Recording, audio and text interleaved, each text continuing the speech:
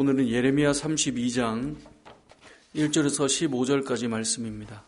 오늘 본문 말씀은 시드기야 왕 10년째 일어난 일이다라고 1절에서 말씀하고 있습니다. 1절에 보니까 유다의 시드기야 왕 10째 해, 그리고 느부갓네살은 18년째 되는 그 해에 여호와의 말씀이 임했다라는 거예요. 우리는 이제 이 유다 왕들의 이야기가 우리 역사가 아니니까 시드기야 10년째면 어느쯤일까 이게 이제 딱 들어오진 않는데, 시드기야 왕 11년째 이제 유다 나라는 완전히 망하게 됩니다. 그러니까 나라가 망하기 바로 전 해에 대한 내용이 오늘 본문의 내용입니다. 그 나라가 망하기 바로 한 해 전에 어떤 일이 일어나는가? 바벨론으로부터 1차 포로, 2차 포로 계속 이 전쟁에 져서 끌려갔는데요. 2절에 보면 이제 거의 막바지입니다. 2절에 그때 바벨론 군대가 예루살렘을 에워쌌어요. 이제는 곧 함락되게 생긴 거죠. 자, 그럼 이러한 때 예레미야 선지자는 어디에 있었는가? 오늘 본문에 보면 2절에 유다의 왕의 궁중에 있는 시위대들에 갇혔으니, 그러니까 왕궁 안에 있는 감옥에 예레미야는 지금 갇혀 있는 거예요. 그러니까 나라는 바벨론에게 포로되어서 지금 나라가 망할 위기예요.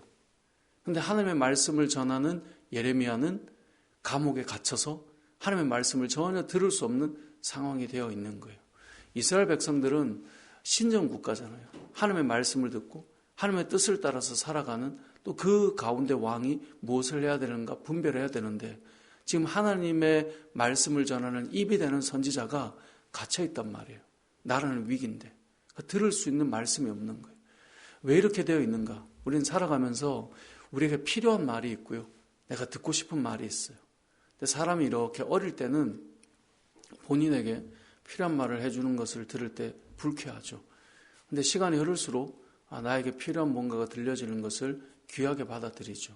왜냐하면 자신이 바르게 갈 수 있는 그런 말씀을 들을 수 있으니까. 근데 시드기야 왕은 자신에게 필요한 말보다는 듣고 싶은 말을 듣고 싶었어요. 그러니까 듣기 싫은 거예요. 그럼 뭐 하면 돼요? 가둬놓으면 되는 거예요. 뭐 힘이 있으니까 가둬놓는 거고, 만약에 힘이 없다면 안 들으면 되는 거예요. 듣기 싫거든요. 그래서 감옥에 가둬놓은 거예요. 그럼 무슨 말을 했는가? 그게 3절에서 5절까지의 말씀이에요. 시위대 뜰에 갇혀 있었는데, 왜냐? 이는 그가 어떤 예언을 했냐면 이스라엘 이 성을, 예루살렘을 바벨론 왕의 손에 넘기게 되어서 그가 차지할 거라는 거예요. 그러니까 유다 왕 시드기야가 이 바벨론과 전쟁했을 때 결코 이길 수 없다는 거예요. 너희가 패배하게 될 것이고 완전히 몰락하고 끌려가게 될 거다. 근데 이렇게 하였던 이유가 이미 앞에서 계속 우린 들어왔어요. 그들은 범죄했고 그렇게 하면 안 되고 그렇게 할 때 징계를 받고 계속 말씀을 하셨는데 그게 듣기 싫은 거예요. 그러니까 왕이 감옥에 가둬놓는 거죠. 그래서 3절에서 5절까지의 마지막 구절을 보면 시드기야가 이르되 너가 어찌하여 이같이 예언하였느냐 하고 그를 가두었습니다. 너가 뭔데 이렇게 말하냐? 가둬버리는 거예요. 오늘 본문이 우리에게 주는 중요한 첫 번째 메시지가 무엇입니까? 우리는 이 땅을 살아가면서 내 감정과 내 기분과 내 생각과 내 마음에 불쾌한 이야기가 들어오면 그 말을 가둬놓는 거예요. 우리에게로 좀 더 적용해서 표현하자면 그 말을 뒤로 하는 거죠. 듣지 않는 거죠. 왜요? 기분 나쁘니까. 안 들으면 그게 훨씬 편하니까. 근데 실제로 지금 나라는 망해가요.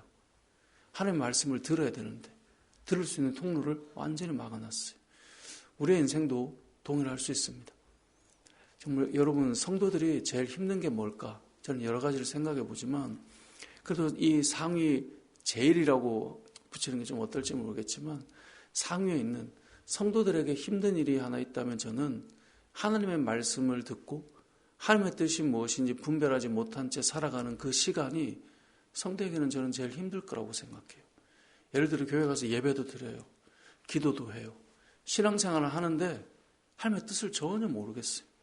그럼 내가 지금 뭘 하고 있나? 이런 생각이 점점 밀려오는데 이 상태로 영적인 암흑기로 걸어간다? 그건 정말 힘든 일일 거예요. 하나님을 믿는데 내가 믿는 하나님의 그 음성을 듣지 못하고 내가 믿는 하나님께서 나에게 알려주시는 것을 깨닫지 못하면 그것만큼 신앙생활은 힘든 게 없죠. 그럼 우리는 늘 100% 다 알 수 있느냐? 저는 그거는 아니라고 생각해요. 하지만 처음 교회를 다녔을 때 우리와 지금 10년, 20년, 30년이 흐른 우리의 삶은 분명히 다르죠. 왜냐하면 우리가 영적인 경건한 생활을 해갈수록 깨닫는 것은 하나님의 뜻이 이것이겠구나. 하나님의 마음이 이것이겠구나. 우린 조금씩 희미한것이 선명해 보여지는 그런 신앙의 생활을 하게 되는 거죠. 근데 교회를 다녀도 어떤 어려움이 와도 위기가 와도 뭔가를 선택하고 결정해야 될 시간이 왔는데 전혀 모르겠다. 너무나 힘든 일이죠. 그것을 잘 보여주는 성경의 인물이 누굽니까? 사울이었잖아요. 사울이 하나님의 말씀을 들어야 되는데 사무엘로부터 하나님의 말씀을 듣는 일이 점점 듣기 싫어지잖아요. 그리고 하나님께서 사울의 행동에 대해서 하나님께서 옳지 않다라고 말씀하시면서 사무엘과 사울이 이제 관계가 끊어져요. 근데 그러고 나서 사울은 마음껏 살 수 있으면 될 것 같았는데 문제가 찾아와요. 어디에서도 하나님의 말씀을 들을 데가 없는 거예요. 그 오죽하면 본인이 금지한 신접한 여인을 찾아가서 사무엘을 불러일으키겠어요. 여러분, 교회를 다니는데 예수를 믿는다라고 말은 하는데 하나님의 말씀을 읽으면서 마음에 감동이 오고 뜨거움이 없어요. 하나님의 음성을 듣는 그 예배 자리에서 도대체 이 음성이 나의 삶과 연결되는 게 무엇인지 분별이 되지 않아요. 그것처럼 교회를 다니는 일이 어려운 게 있을까?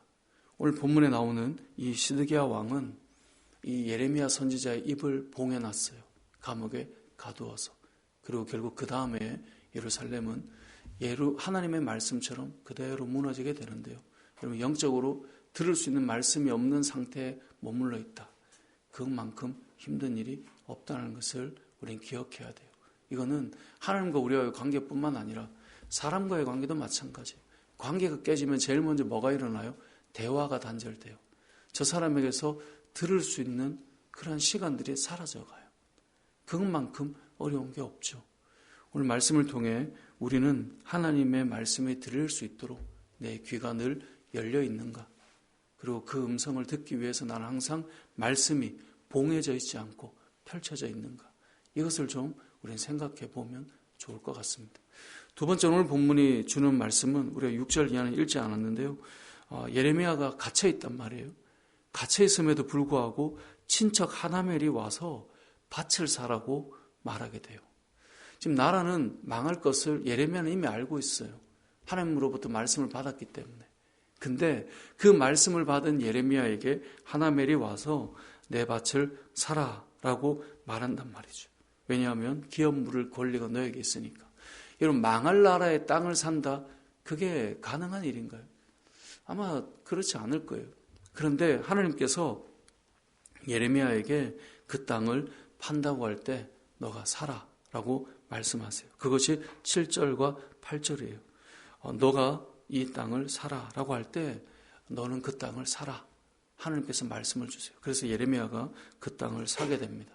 근데 그 땅을 살 때 그 매매 증서를 어떻게 하라고요? 14절에 보면 토기에 담아서 잘 보관하고 있으라는 거예요. 이건 무엇을 의미하냐면 결국 하나님께서 이스라엘 땅을 회복시킬 때가 올 거라는 거예요. 그러니까 그걸 잘 보관하고 있다가 이것을 사라고 하셨던 이유가 이것이었구나. 회복하게 할 그때가 올 때 하나님께서 왜 살아있는지를 깨닫게 될 것이다. 결국 하나님의 그 백성들이 바벨론으로부터 망하게 될 것이다 라고 하는 말씀과 동시에 오늘 본문은 너희를 다시 회복시킬 때가 올 거다라고 하는 말씀을 이 밭을 사는 이야기로 예레미야를 통하여서 이스라엘 백성에게 알려주고 있는 것이고 오늘 본문을 읽는 우리에게 알려주고 있는 것이죠. 두 번째 메시지는 무엇이냐면 하나님께서는 그 백성을 다시금 일으키고 회복시키겠다라고 하는 희망의 메시지를 전하고 있어요. 여러분, 성도들도 마찬가지입니다. 성도들의 인생도요, 보면 어려운 시간들이 오고요, 힘들 때가 찾아옵니다. 믿음의 공동체가 모여 있지만 또 그 자리에서 내가 어려움을 겪을 때도 있고, 나는 하나님께서 보여주신 것이 있지만 그 보여주신 것을 모두가 보지 못하면 그 본자가 그대로 갈 수 없는 일도 일어나요. 가장 힘든 게 믿음의 가정이 아닌 곳에서 믿음을 가지고 살아가는 사람들이 그런 일들이 일어나죠. 우리 가정을 위해 기도할 때 하나님께서 나에게 주시는 마음이 있는데 가족들은 그걸 모르는 거예요. 그리고 내가 하나님 안에서 이런 말씀을 받았어. 그럼 받아들일 수가 없는 거예요. 왜냐하면 믿음 안에 있지 않으니까. 그럼 그 길을 못 가죠. 그래서 세월이 걸리죠.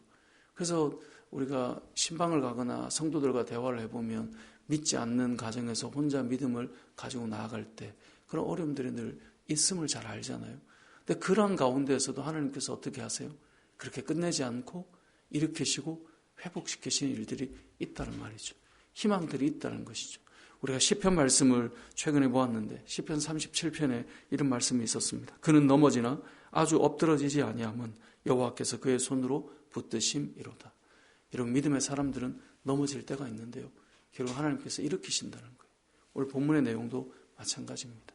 그렇게 무너지는 것 같지만 아주 망하고 멸망하는 것이 아니라 다시 하나님께서 일으켜 주신다는 거죠. 그러한 때와 그러한 시간이 온다라는 것입니다.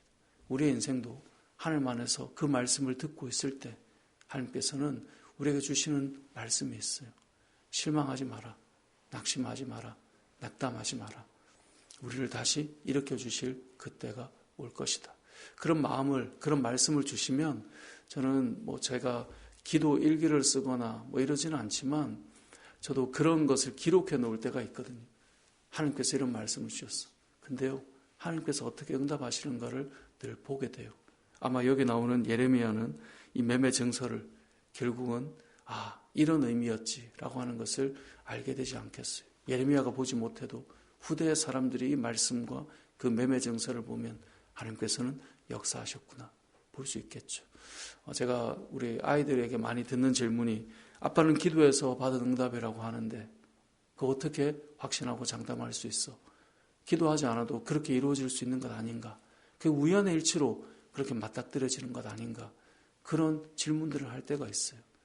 그래서 어찌 보면 우리가 예전부터 믿음의 이 사람들은 이 경건의 훈련을 하면서 기록들을 참 많이 하셨던 것 같아요. 그게 책이 되기도 하고 그 개인의 어떤 신앙의 훈련이 되기도 하고 여러분 하나님께서 주시는 말씀들 잘 남겨보십시오. 반드시 하나님께서는 그냥 흘려가지 않게 하고 우리가 기도했던 것들 우리는 잊어버렸는데요. 하나님께서는 이루어 주신 것들도 돌아보면 일어난다는 것을 깨닫게 될 것인데요. 우리가 아주 무너지지 않고 다시금 일어나고 새롭게 된다라고 하시는 이 말씀이 저의 말씀이 되고 여러분의 말씀이 되고 우리 교회 공동체의 말씀이 되시길 주님의 이름으로 축복합니다. 아멘.